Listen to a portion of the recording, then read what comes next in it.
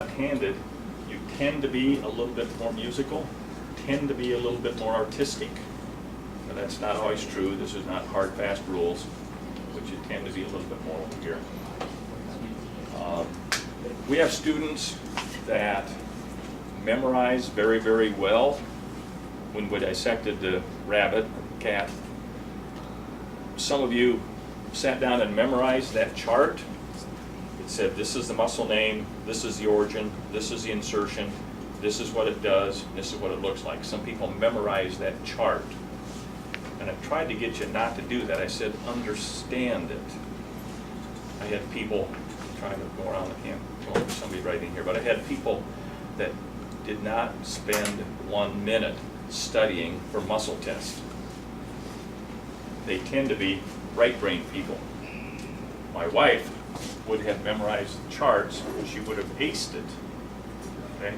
But then we got to, remember we got to the human muscle test, and we labeled diagrams and said, okay, name a muscle you would use to do the following action.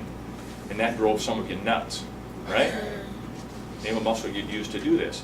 And I'm looking at that saying, this makes sense. You know, you're gonna pick this up, you flex the elbow, you use the bicep to flex the elbow. This makes sense. And some of you had a hard time making that connection because, and my wife would have struggled with that because she's very left-brained. Right brain is kind of putting things together, understanding patterns and processes and how things work together.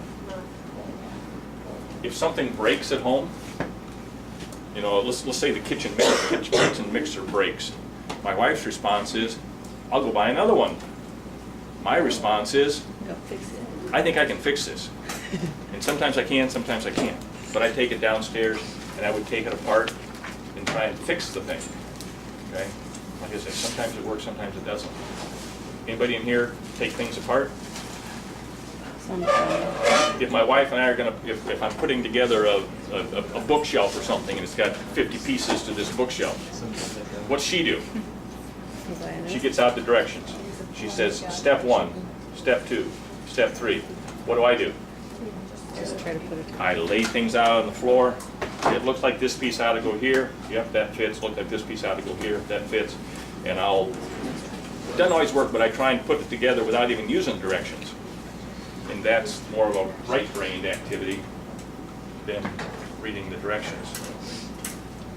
Make sense? Why do I tell you so many stories? Because it makes us remember. I could be a lot more efficient if I'd say, this is a word, memorize it. This is another word, memorize it. This is another word, memorizing it. By telling stories, hopefully, we bring it over to this part of the brain where you say, I understand. And if you know, that's the biggest compliment you can give a teacher, at least me. The biggest compliment you can give me is, I understand it. I want you to understand, as opposed to memorizing different sides of the brain. Have a good weekend, guys. Turn off.